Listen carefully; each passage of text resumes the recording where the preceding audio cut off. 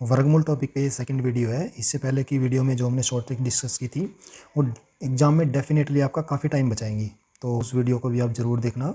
उन ट्रिक से आप एकदम क्वेश्चन को देखते ही आंसर टिक कर दोगे, ठीक है, तो काफ़ी टाइम आपका बचेगा। अगर हमारे पास इस तरह से दिया हो क्वेश्चन, किसी नंबर का वर्गमूल वर्गमूल 6 प्लस में फिर से वर्गमूल 6 प्लस वर्गमूल 6 प्लस वर्गमूल 6 अप टू इन्फिनिटी, तो इस तरह क्वेश्चन के लिए हमें जो भी नंबर दिया है उसके फैक्टर बना लेने हैं, दो गुणनखंड बना लेने हैं। दो गुणनखंड भी इस तरह से बनाने हैं ताकि जो दोनों गुणनखंड है उनका जो अंतर हो वो एक रहे, ठीक है। जैसे 6 के गुणनखंड बन गए हमारे पास 3 गुणा 2, 6 के गुणनखंड ये बन गए, दोनों का अंतर एक है, ठीक है, 3 और 2 का अंतर एक है। तो अब अगर plus plus plus plus up to infinity है, प्लस प्लस है, तो इसका आंसर आ जाएगा, जो बड़े वाला फैक्टर है वो आंसर आ जाएगा, यानी इस क्वेश्चन के लिए आंसर होगा 3, ठीक है। अगर हमारे पास इसी तरह minus minus minus minus up to infinity दिया हुआ है, तो जो छोटे वाला फैक्टर जो है वो हमारा आंसर आ जाएगा, ठीक है। तो छोटे वाला फैक्टर आंसर, तो इस क्वेश्चन के लिए जो आंसर है वो आ जाएगा 2, ठीक है। अब आगे देखते हैं। अगर हमारे पास इस तरह से दिया है 63 प्लस में इधर 2 है, ये 2 है, 2 गुणा में अगेन 63 प्लस अगेन 2 गुणा 63 अगेन 2 गुणा वर्गमूल 63 अप टू इन्फिनिटी तक है, ठीक है। अगर हमारे पास इस तरह दिया हुआ है तो हमें क्या करना है, ये इस 2 को देखना है। इस 2 का मतलब है कि हमें जो नंबर दिया हुआ है उसके दो फैक्टर, दो गुणनखंड इस तरह से बनाने हैं ताकि दोनों का जो अंतर है वो 2 हो, वो ये वाला 2 हो। यानी 63 के जो दो गुणनखंड हम बनाएंगे वो बनाएंगे 9 गुणा 7। फिर से वही लॉजिक, अगर प्लस प्लस प्लस प्लस है तो बड़े वाला फैक्टर आंसर, यानी इस क्वेश्चन का जो आंसर है वो हो जाएगा 9। अगर इसी तरह minus minus minus minus minus है तो जो छोटे वाला फैक्टर है वो आंसर हो जाएगा, तो इस क्वेश्चन के लिए आंसर हो जाएगा हमारा 7, ठीक है। तो यही लॉजिक है। तो जैसे हमारे पास दिया है 54 प्लस 3 गुणा रूट 54 अगेन प्लस 3 गुणा रूट 54 प्लस 3 गुणा रूट 54, यानी 54 के जो भी नंबर दिया हुआ है उसके हमें गुणनखंड बनाने हैं। गुणनखंड इस तरह से बनाने हैं ताकि दोनों गुणनखंड का जो अंतर 3 का हो।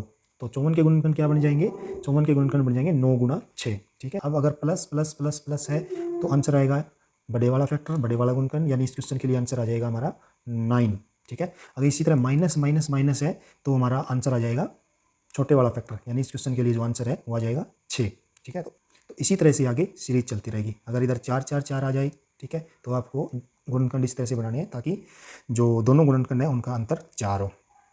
इस तरह से क्वेश्चन सोल्व करने हैं, बिल्कुल एकदम स्टेटमेंट देखते ही आपका आंसर आ जाएगा।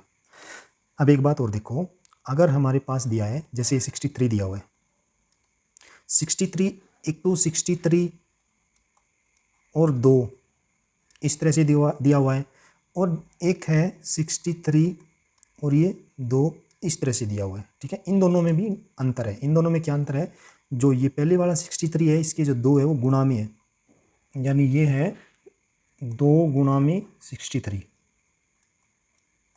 और जो ये वाला है ये 63 इसकी पावर में है, ये 2 इसकी पावर में है, यानी ये है 63 की पावर 1/2। वर्गमूल का मतलब 1/2 होता है। इसका वर्गमूल हम इस तरह भी लिख सकते हैं और इस तरह भी लिख सकते हैं। ये 2 जो है साइलेंट होता है, इधर जरूरी नहीं होता। हाँ, अगर घनमूल है तो हमें लगाना पड़ेगा, घनमूल है तो ये 3 हमें लगाना पड़ेगा, ठीक है।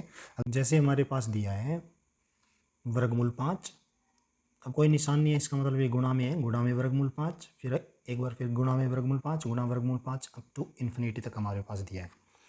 इस क्वेश्चन का जो आंसर आएगा, जो भी नंबर दिया है वो हमारा आंसर आ जाएगा। तो इस क्वेश्चन का आंसर आएगा 5। अब एक बात देखो, इस वर्गमूल को हम किस तरह से लिख सकते हैं, वर्गमूल को हम इस तरह से भी लिख सकते हैं। ये भी वर्गमूल है, वर्गमूल 5, यानी इसका मतलब भी है 5 की पावर 1/2 ही है। अब जितने भी वर्गमूल हैं इनको हम किस तरह से लिख सकते हैं, इनको हम इस तरह से भी लिख सकते हैं। ये भी वर्गमूल 5 ही है, वर्गमूल 5 गुणा में वर्गमूल 5 गुणा में वर्गमूल 5 अप टू इन्फिनिटी तक है। अब इस 5 को हम किस तरह से लिख सकते हैं, इस 5 को हम लिख सकते हैं यानी 5 की पावर 1, ये भी हम लिख सकते हैं। 5 की पावर 1 भी लिख सकते हैं, 5 की पावर 1/1 भी हम इसको लिख सकते हैं। तो इसको हम 5 की पावर 1/1 भी लिख सकते हैं। अब जैसे आगे हमारे पास दिया है 5 की पावर, ये घनमूल है ये, यानी 5 की पावर 1/3, 5 की पावर 1/3 गुणा में 5 की पावर 1/3 अप टू इन्फिनिटी तक ये हमारे पास दिया है। तो इस टाइप के क्वेश्चन का जो आंसर आएगा 5 की पावर 1/3 है ना, तो आंसर आ जाएगा 5 की पावर 1/2, ये आंसर आ जाएगा। यानी इधर था, इधर ऊपर वाले क्वेश्चन में क्या था, 5 की पावर 1/2 था, तो आंसर आ गया 5 की पावर 1/1, यानी हम इसको तो 5 ही लिखेंगे। इधर क्या है 5⁻1/3 है, तो इसका आंसर आ जाएगा 5⁻1/2। अगर इसी तरह अगर हमारे पास दिया हो 5⁻1/4, 5⁻1/4 या तो यानी इसका जो आंसर आएगा वो आएगा 5⁻1/3। ठीक है, यही लॉजिक है इसका। जितनी भी पावर दी हुई है उसमें से एक कम करके हमें यहाँ पे लिखना है। तो इस तरह से क्वेश्चन सोल्व करने हैं। अब आगे अगर हमारे पास दिया हो वर्गमूल 5 गुणा वर्गमूल 5 गुणा वर्गमूल 5, ये इन्फिनिटी तक नहीं है, ये सिर्फ ये 3 ही बार है, ये वर्गमूल 5 3 ही बार है।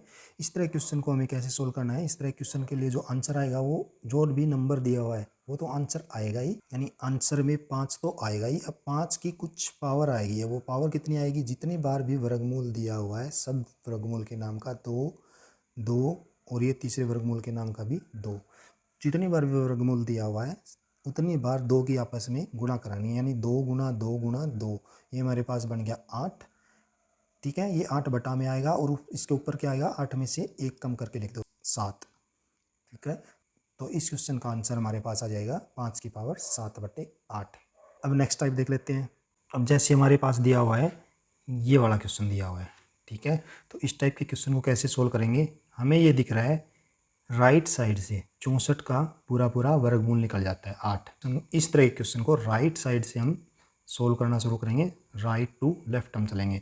जैसे 64 का वर्गमूल हो गया 8, 8 इधर प्लस में है, 8 और प्लस 17, 8 और 17 कितने बन गए? 25, 25 ऊपर का वर्गमूल है तो इसका वर्गमूल आ गया 5, 5 5, फिर इधर माइनस है 41 में से 5 गए 36, 36 के ऊपर वर्गमूल है, 36 का वर्गमूल निकल गया 6, 6 फिर इधर प्लस है 10 और 6 16, 16 के ऊपर वर्गमूल है, यानी इसका वर्गमूल आ गया 16 का वर्गमूल 4। तो इस तरह के क्वेश्चन को सिंप्लीफिकेशन मेथड से राइट टू लेफ्ट में सोल्व करना है। तो इस क्वेश्चन का जो आंसर है वो आ जाएगा 4। इसी तरह का एक क्वेश्चन और देख लेते हैं। जैसे हमारे पास दिया है 11 + 2√34 + 3√31 - 36, इसको भी राइट साइड से सोल्व करना शुरू करो। जैसे 36 का वर्गमूल 6, 31 में से 6 गए 25 के ऊपर वर्गमूल है, 25 के ऊपर वर्गमूल यानी ये इसका आ जाएगा 5, 5 फिर गुणा में 3 है 15, ये 15 बन गया, प्लस में 34 यानी ये 49 बन गया, 49 के ऊपर वर्गमूल है यानी इसका आ गया 7, 7 गुणा में 2 ये बन गया 14 और ये प्लस में 11 यानी 25, 25 का वर्गमूल आ गया 5, यानी इस क्वेश्चन का जो आंसर है वो आ जाएगा 5। इस तरह से आपको सोल्व करना है। अब अगली टाइप और देख लेते हैं। जैसे अगर हमारे पास दिया हो 5 + 2√6, अब इसका वर्गमूल भी नहीं निकल रहा, तो इस तरह के क्वेश्चन को किस तरह सोल्व करना है? इस तरह के क्वेश्चन को जो नंबर यहाँ पे दिया हुआ है उसके 2 गुणनखंड बनाने में, 2 गुणनखंड इस तरह से बनाने हैं ताकि जो दोनों गुणनखंड की जो गुणा तो है वो ये नंबर आए 6 आए और उनका जोड़ आए 5। जैसे क्वाड्रेटिक इक्वेशन में हम सोल्व करते हैं, द्विघात समीकरण में हम सोल्व करते हैं, यानी गुणा तो ये वाला नंबर आए और जोड़ ये वाला नंबर आए। ठीक है, ये ध्यान रख लेना, इधर 2 होना चाहिए, इधर 2 डेफिनेट नहीं होना चाहिए, तभी ये लॉजिक लगाना है। यानी 6 के 2 ऐसे फैक्टर बनाएंगे, 6 के 2 ऐसे गुणनखंड जिनका जोड़ 5 हो, यानी हमारे पास आ गया 3 गुणा 2। ठीक है, गुणा तो इनकी 6 होगी और जोड़ इनका 5 आ गया। तो आंसर हमें डायरेक्ट सिर्फ गुणनखंड ही हमें बनाने हैं, बाद में टाइम नहीं लगेगा। तो आंसर आ जाएगा वर्गमूल 3 और इधर अगर प्लस का निशान है तो प्लस का निशान, प्लस वर्गमूल 2। इस क्वेश्चन का आंसर आ जाएगा वर्गमूल 3 + वर्गमूल 2। एक क्वेश्चन और देख लेते हैं इसी तरह का। जैसे हमारे पास दिया है 8 - 2√15। पहली बात इधर ये 2 देखना है, ये 2 है तभी ये शॉर्ट ट्रिक लगेगी।